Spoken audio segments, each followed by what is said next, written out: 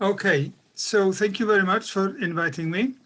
So this is the title of my talk. The neuronal distress triggers a neuron-supportive Schwann cell program regulated by the transcription factor c-Jun. And I'm going to talk about how that functions in nerve regeneration, nerve injury, but also in pathology. So in other words, what we are suggesting is that peripheral nerves harbor or contain a neuron rescue mechanism that is based in Schwann cells, regulated by c-Jun and other signals, but very prominently by c-Jun, and activated when neurons are in danger and acts to decrease the damage and promote repair. And this can be summed up in this sort of diagram at the bottom right there. Now, I'm going to talk mostly about regeneration and only to a much lesser extent about pathology. So let's get on with regeneration. So this is a textbook picture of regeneration in the nervous system. See the gray in spinal cord and brain. So in axonal injury to CNS fibers, no regeneration. Axonal injury to peripheral nerves, regeneration is easy, no problem.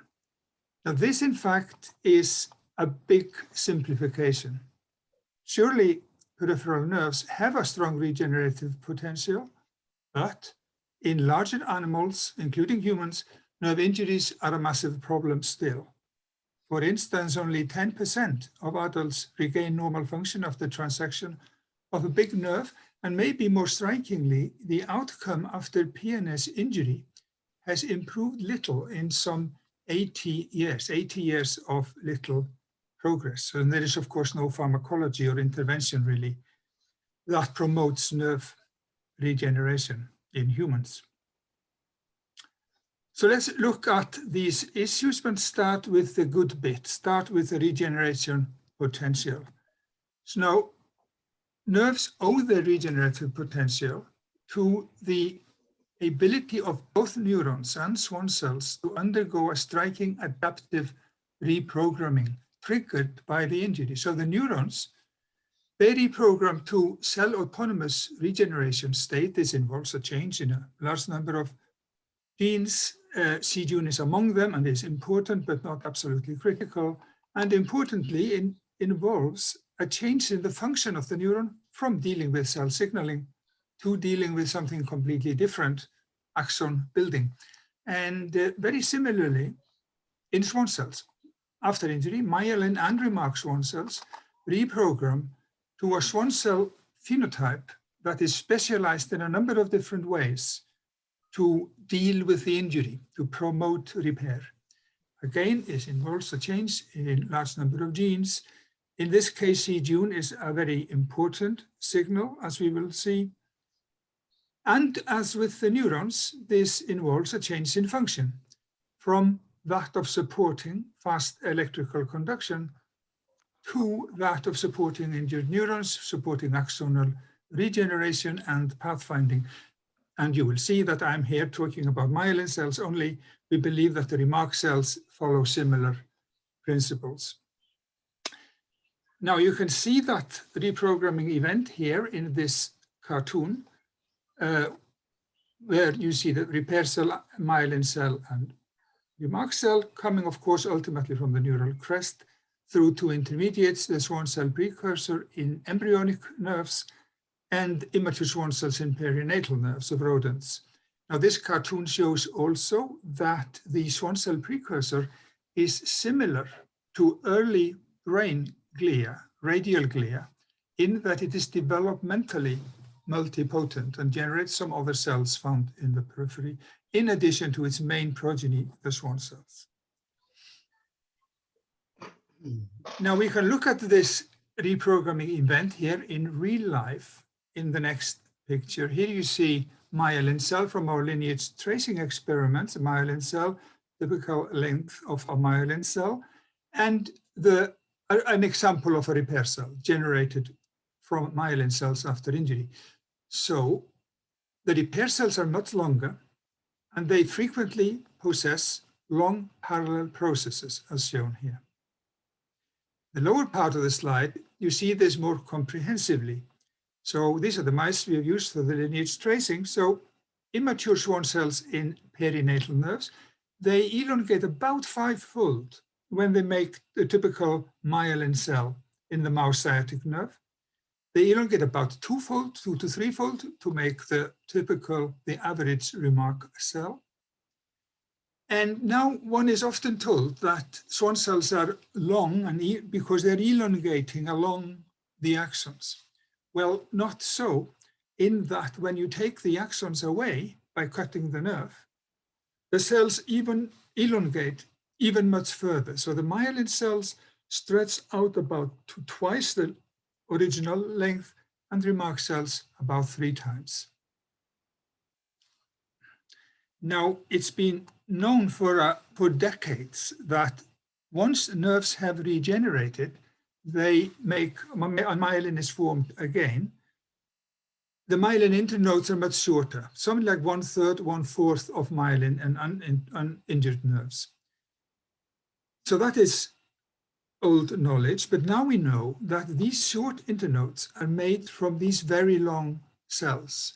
So this means that myelin cells undergo these cytoskeletal gymnastics during injury and repair, first elongating 2 to 3 times and then shrinking back to something like 13% on average of their length, to about 1/7 of their length. Now one can visualize these cells in a variety of ways. Here, for instance, in block phase scanning EM, we see an additional feature, which is that these cells are actually corkscrew shaped, spiraling along a very small radius. You see that also, for instance, in this green cell here. Now here you see several Schwann cells. This is a column of Schwann cells. This is the so-called Bugner band or regeneration track, along which axons have to grow if they are going to have any chance of repair. Now this regeneration tracks you can see schematically in the lowest part of this picture. Here is a nerve, here is the injury area. Here are these compact columns of repair cells shown schematically. So what happens on injury is that myelin cells reprogram to repair cells.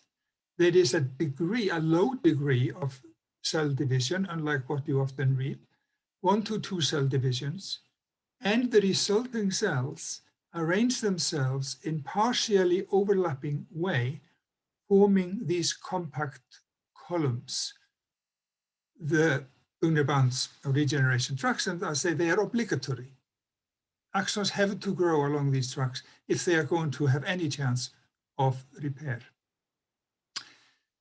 Now, it's possible to, this is the critical event, isn't it? And it's possible to break this reprogramming event down into its constituent parts, like this. So there are 3 categories of events that are taking place here.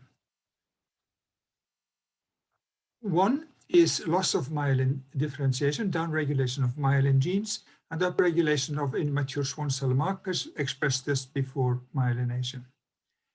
Second category of event is this. At the same time, these cells acquire a number of different phenotypes, every one of which promotes repair and regeneration. So they activate trophic support for neurons, trophic factors such as GGNF, BDNF, surface proteins. They deal with myelin breakdown and clearance because myelin inhibits axon regrowth by activating autophagy, myelinophagy, and by activating cytokines for activation of macrophages and phagocytosis. And lastly, they provide guidance by elongating and forming these compact cellular columns, the Bugner bands. The last one on the scene, the most recently identified, is activation of EMT Stemness genes for cellular reprogramming and tissue remodeling, which is exactly what is taking place here. This is the most recently identified category of events. Now, epithelial mesenchymal transition is famous originally from development, but it turns out that this is a key physiological response to injury in many different tissues, activation of this set of genes. So finding this in the nerve is in fact just bringing the Schwann cell injury response here in line with injury responses in many other tissues. Then we come to the question of what controls all of this.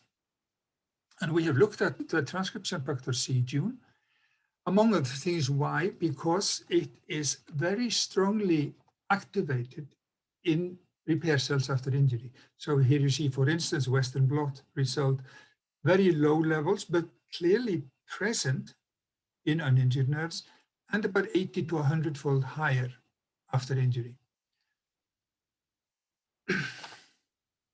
Now, a very simple experiment shows you that June is very important in this context, and it's illustrated schematically here. So 2 different mice, wild-type mouse and the mouse in which C-June has been genetically inactivated in Schwann cells only.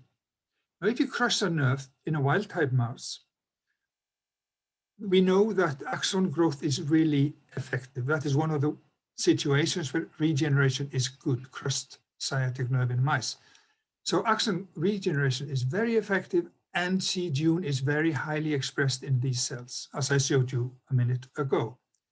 And now we compared this regenerative event here to what happens in this mouse here, where you crush the nerve, and the only difference is that this C-June activation doesn't take place. My question is whether that event in the Schwann cell makes any difference to what the axons are doing after injury. And this shows you a set of classical tests for functional recovery after sciatic nerve injury, and they all tell the same story, namely that without Schwann cell C-June, functional recovery after nerve injury is strikingly compromised or even absent. I'm just going to quickly look at one of these tests. This is a sensation of pressure in the toe of the mouse. White columns are wild-type mice. So if you crush the sciatic nerve and you ask for response, there is no response. But 3 weeks is about here. After 3 weeks, most of the mice starts to respond. And after 4 weeks or so, all of them have responded because the sciatic nerve has grown back. And this simply doesn't take place in the knockout mice that you see here, and these are the different toes. And all of these tests show the same story.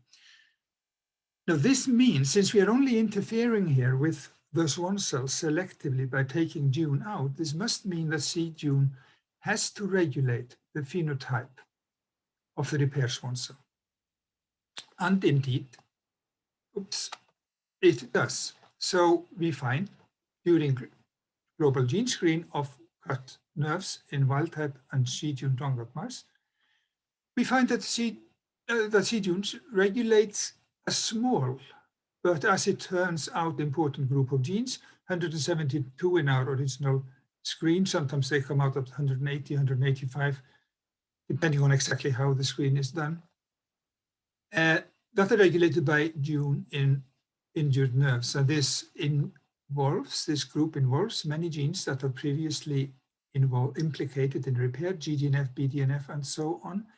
June also regulates a number of proteins at the protein level, N-cadherin, P75, and NCAM, again, proteins that have been implicated in nerve repair and damage, and regulates 6 microRNAs as well.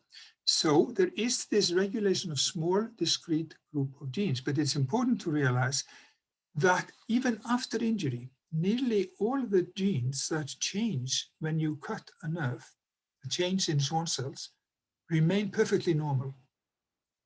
Because about 4,000 to 5,000 genes change when you cut the sciatic nerve. Schwann cell development is normal, and the nerves of these mice are perfectly normal. So we conclude that Schwann cell C-June has no significant role, except when you injure the nerves. It's discrete to injury. So it looks like C-June has a specific role in the Schwann cell injury response. And now we had defined the Schwann cell injury response previously. It was this. And now if you look at what June then it does to the injury response, it turns out to act globally. It affects every one of these features. I'm going to show you examples briefly of these three and how the evidence that June regulates them, just very briefly. So first, let's look at what happens to neurons in injured nerves when the Schwann cells don't have c-June. And that is shown here. So two things happen to the neurons. On the one hand, a lot of them die after the injury. And secondly, the surviving ones regenerate axons slowly. So here you see the neuron death data. These are small dorsal root ganglion neurons, large dorsal root ganglion neurons, and motor neurons from the facial nucleus. So the small DRG neurons decreased survival by about 45% in the knockout. This is the black. Facial motor neurons decreased survival by about 70%. And in the large DRG neurons, that actually, as you see here in the white columns, the wild type don't die at all after injury in the wild type. Nevertheless, about 30% of them die after injury of the June knockout. But the other thing is slow axonal regeneration. That can be examined in various ways in vivo. But it's particularly clear in vitro, and that is shown here. What's particularly clear is that c-June levels in Schwann cells determine the rate of axonal regeneration across the cell. So here you see first a set of microfluidic chamber experiments. So on the left here, the neurons are somewhere else, and they grow into these chambers through little holes. They're just coming in here. This is an empty chamber, very little axon growth. This chamber is filled with wild-type Schwann cells. Great stimulation of axon growth. That is not surprising. These are they're all denervated Schwann cells, essentially repair cell phenotype, stimulating axon growth. But what is interesting is to look at this chamber compared to this, because this is also full of Schwann cells. The only difference is that these Schwann cells don't express c-June, and there's much less axonal outgrowth into these chambers. And you can rescue this phenotype by using adenoviral June to infect some of these cells, and you get the axon growth back. And what Chinese group did, in a way, a converse experiment. Here they have a dorsal root ganglion explant, and is growing in the presence of wild-type Schwann cells. And you see axon outgrowth around the explant. And here, another explant. But here they're growing in the presence of wild-type Schwann cells that carry a June transgene in addition to the wild-type June. So enhanced June expression. And you see a big effect on axon outgrowth. It's quantified here. So c-June levels in Schwann cells are very effective determinants of the rate of axonal regeneration. So that was an example of this first thing and how that is regulated by June. Now, if you look briefly at myelin breakdown axon guidance. So here at the lower part of this slide, you see evidence that c-June controlling myelin breakdown on myelin autophagy. Here you see after 3 days of cut, you see the sciatic nerve in a wild-type animal, a lot of myelin breakdown. It's quite close to the injury site. But in the c-June knockout, there is quite obviously much slower breakdown of myelin, and you can quantify that. This is particularly obvious in culture. Here you see Schwann cells made from 5-day-old mice, where there is a lot of myelination going on. And these cells here from the wild type have been in culture for 6 days. And the myelin debris that came when you made the culture has really disappeared. The cells have broken down the myelin. But if you look at exactly the same experiment using c-June minus cells, you see the myelin just sits there. This looks like this used to look 6 days earlier. It's not broken down.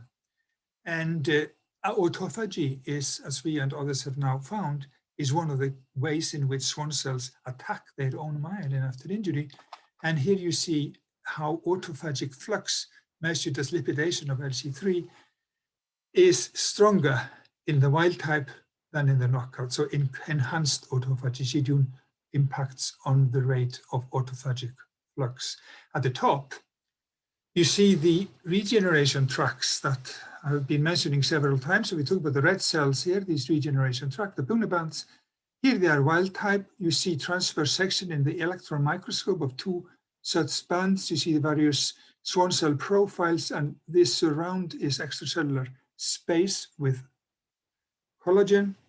And this is the wild type, and this is grossly disorganized in the C-Dune knockout, and you can quantify that. So that is some of the evidence, some glimpse of the evidence for these, for the control of I-Dune of these phenotypes. So to sum up then at this point, the way we see it is that C-Dune is a global amplifier of the repair Schwann cell phenotype.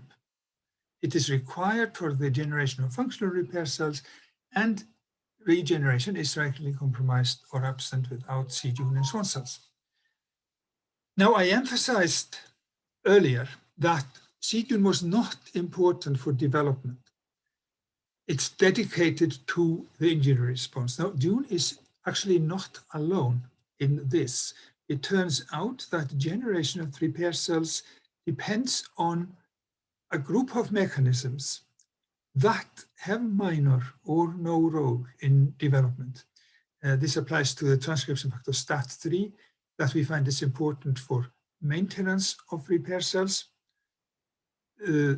Chromatin modifications studied by John Schwann that are important for generation of functional repair cells, but irrelevant for development. And the Merlin protein that David Parkinson and Helen Morrison have looked at, that is absolutely important for generating proper repair cells, and very minor role, if any, in development.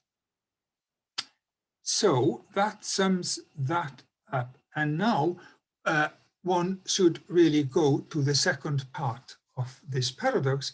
Why, with all of this, does regeneration fail? Now I'll come back to this slide, but before that, I'm going to have a little digression and talk about the role of Schwann cell C-Dune in disease, and then come back to this slide.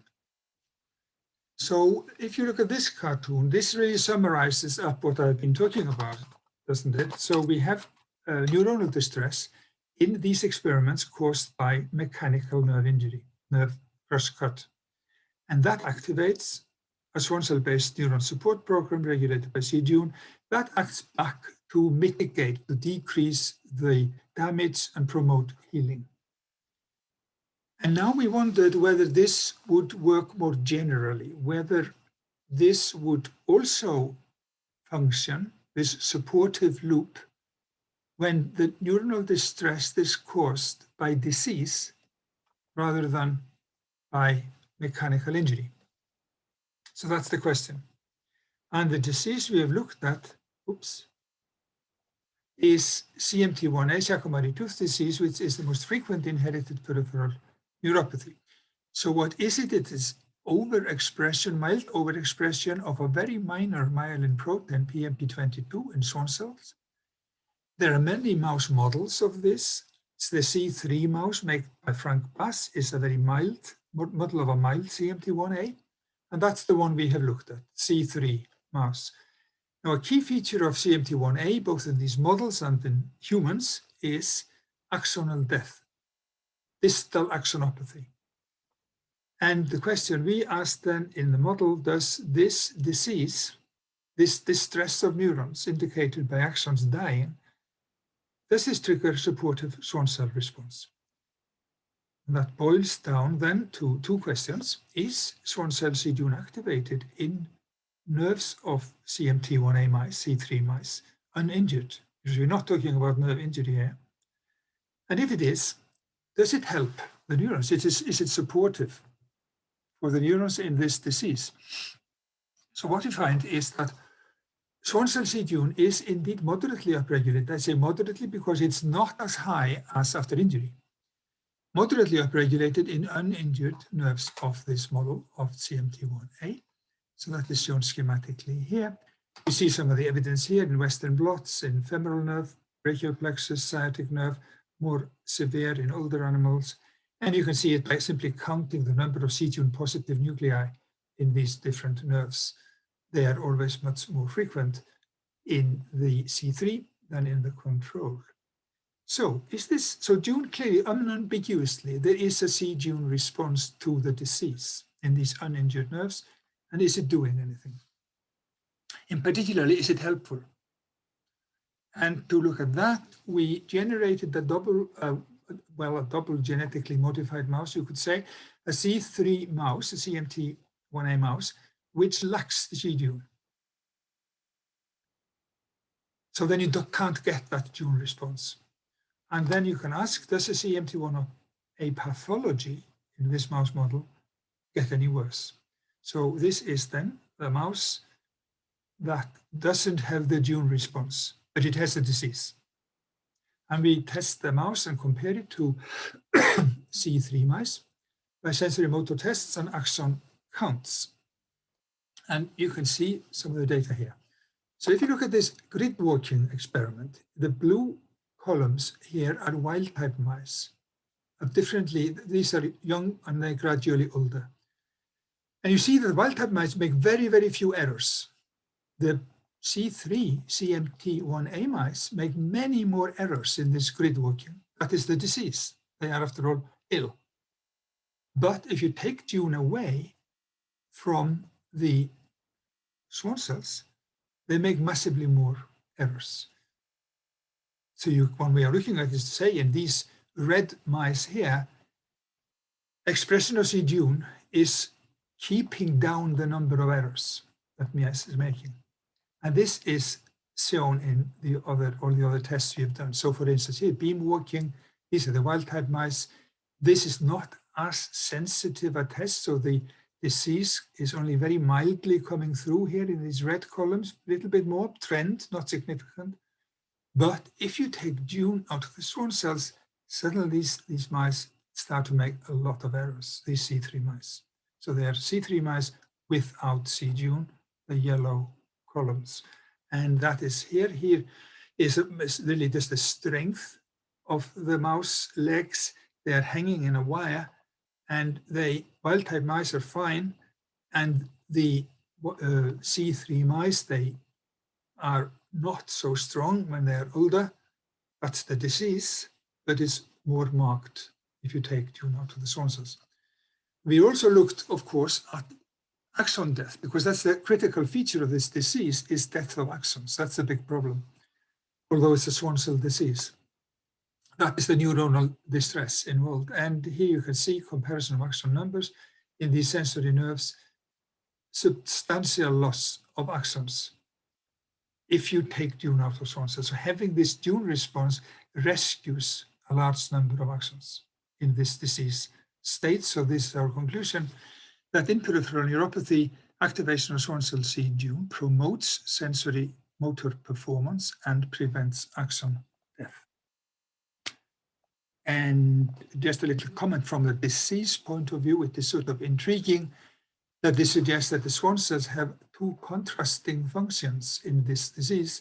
On the one hand, they are the problem, they are the genetic source of the disease. On the other, they respond to it by mounting a C-Jun dependent response that significantly reduces the impact of the disease. So this is then our conclusion, that it doesn't really matter whether the stress is caused by mechanical nerve injury or something else like a disease. We still see this supportive loop at work. So back before the digression, now we're back to the second part of the paradox. Why does regeneration fail? So we're back to nerve injury. Forget about disease. So why are there faults in this Schwann cell-based regeneration machinery I've described? If there are, can we understand the molecular basis of these failures, and can we reverse them? So in fact, there are two prominent faults in this Schwann cell regeneration machinery. One is involved with advancing age. Regeneration capacity decreases strikingly with age in humans and in animals. And the second is to do with chronic denervation. The distal stump deteriorates during regeneration, as I will explain in a minute. Let's take age first, advancing age. So regeneration capacity of nerves decreases very strikingly with age. Here is just a little illustration of it in mouse experiment. You can crush the sciatic nerve in young mice, 1 to 2 month old, and measure regeneration rate. If you do it in middle-aged mice, these are not old mice, these are middle-aged mice, and it's markedly less axon growth. It's really quite a striking effect. And this is seen across species. Clifford Wolf and his group in the States made an interesting analysis of this. They found that if you take young nerves and you injure them, but you ask them to grow along repair cells that have been made in old mice, so old repair cells, they're made in old mice, they can't grow fast anymore, they grow slowly. And conversely, if you take old nerves that normally grow slowly, but you now face them with repair cells that were made in young animals, they speed up and grow like young nerves. They also found that aging is associated with decline in activation of Schwann cell repair genes. So they conclude that slow regeneration in these aging animals is in fact nothing to do with neurons. They found the neurons are equally good at growing in old and young mice. It's a repair cell problem. It's a Schwann cell problem. Repair Schwann cells generated in aging animals are dysfunctional. We therefore thought it would be interesting to look at gene expression changes with age. So we looked at 3 different settings: uninjured nerves, 3-day cut nerves, and the injury response. And we looked at the effect simply of getting middle-aged. And we find that a substantial group of genes, something between 400 and 800, depending on the setting, changes expression significantly simply by getting middle-aged. And we found that among these age-sensitive genes, the C-gene regulated program, the 172 genes that I described earlier, is strikingly enriched. From which we conclude that in repair cells, the C-gene regulated gene program, that's the 172 genes that I mentioned earlier, appears to be disproportionately vulnerable during aging. On that basis, we thought it would make sense to ask, is failure of gene expression perhaps the reason for poor regeneration in older animals? And if one wants to address that question, you address 3 sub-questions. First, you have to test whether C-gene activation after injury is indeed reduced in older nerves. If it is, can we prevent it? And if you can prevent it, does that then mean that old nerves regenerate like young ones? This shows you the first answer to that. Question number 1 there. Indeed, in older wild-type mice, C-gene activation is reduced by some 60% or so compared to young wild-type mice at the protein level. So this shows you that in young and in older, there's a markedly less gene after injury. So that's the basis of the whole idea then. So that is there. Can we prevent this? Can we prevent this drop during aging? And we can, using this mouse that we made, which expresses a gene transgene in the Schwann cell. So they have their own gene, and then they have, on top of that, a gene transgene. Now, we've analyzed these mice a lot, but I don't want to go into that. But basically, the important thing is that the nerves are essentially normal. So in uninjured nerves of these mice, gene levels are actually about 7-fold higher than normal. But because normal is very low, they are still expressing only low levels of gene. And they tolerate it perfectly well. Their nerves are essentially normal. As you see, there's a slight thinning of the myelin sheaths. The good thing about these mice, from our point of view, in the experiments I'm talking about is that this is the drop in June expression with age in wild-type mice, and it just doesn't take place in these June high mice, because the June transgene is not subject, evidently, to the age-dependent regulation. So in older C-June high mice, C-June activation is restored to levels similar to those in young mice, which means that we can now test whether restoration of June activation, if you do that to young mice level, does that mean, is it sufficient to restore regeneration to that of young mice? And you can see the data here. So we find that in older mice, the restoration of C-June activation to that of young mice restores regeneration to that of young mice. So here are DRG neurons and motor neurons. This is the drop with age. Black is wild type, young, middle-aged. I showed you data like that before, but this is regeneration in June high old mice, and this is the regeneration in June high old mice in motor neurons. This is sensory neurons.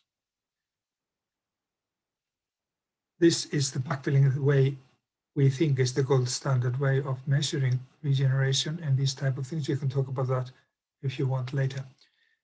Now, the other problem with Schwann cell machinery and regeneration is to do with chronic innervation. So what is that? Well, that is this, that axons grow very slowly.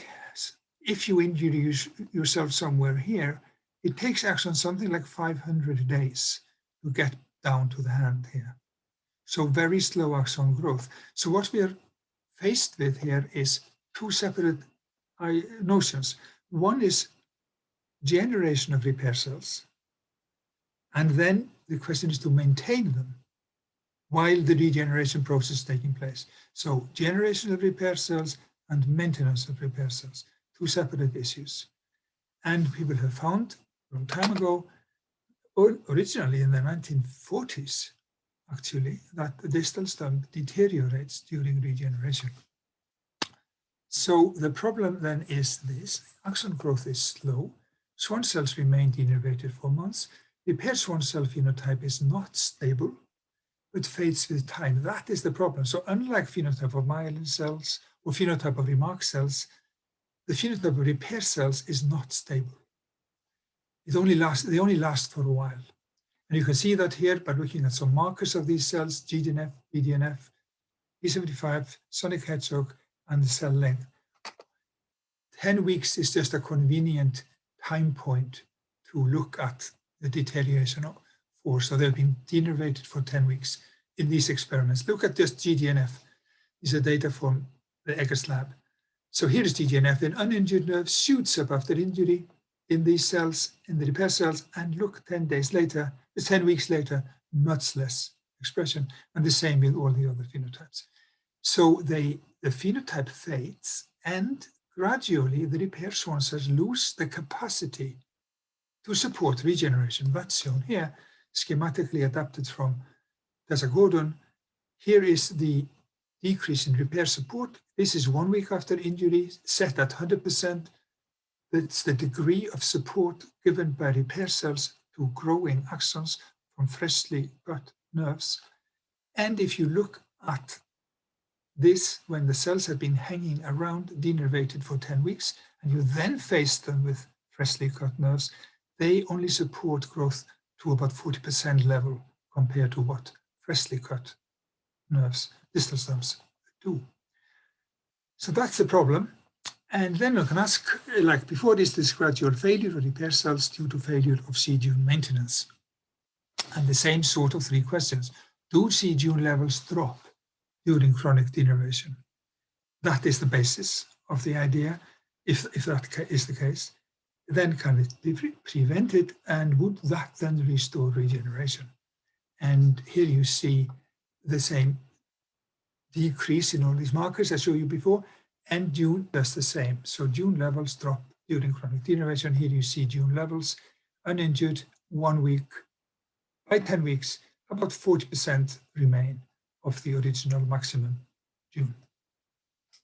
So that's the first point. Okay, so this could work, and this is something we can prevent, again, in the June high mouse. So if you look at the top graph here, the black is what you saw before.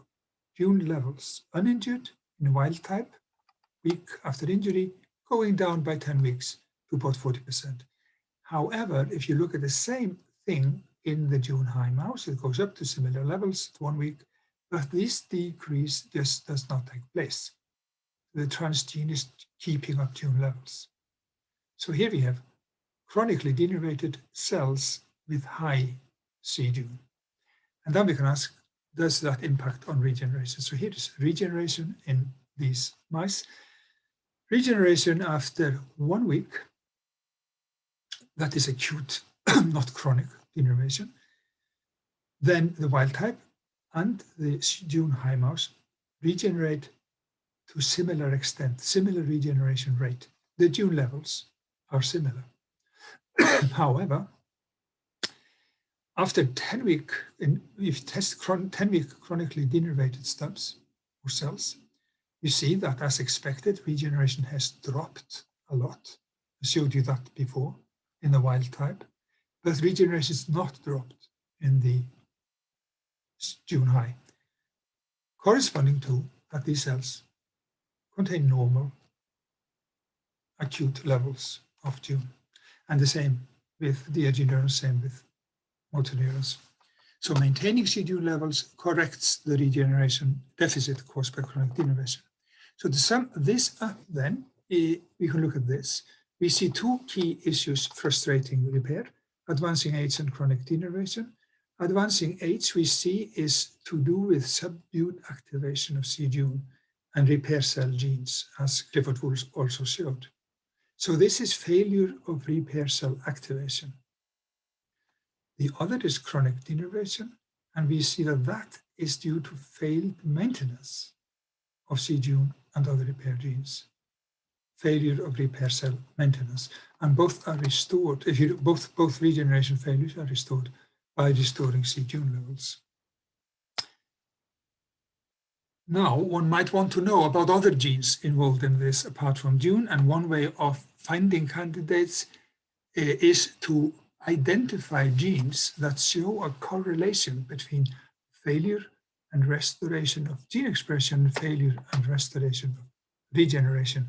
And we have done that both for chronic degeneration and aging, and the genes are shown here. And this generates, in fact, an interestingly small group of genes in both cases that remain to be analyzed in this context. Now, does all of this bring us any closer to the pharmacology of nerve repair? Well, one might say that one logical way forward would be to find agents that promote June expression in Schwann cells. And I'm going to tell you about one such agent, which is sonic hedgehog. Sonic hedgehog is strikingly upregulated in repair cells after injury, as you see here in this in situ experiment, 7-day cut, uninjured. And this is the way we think it works.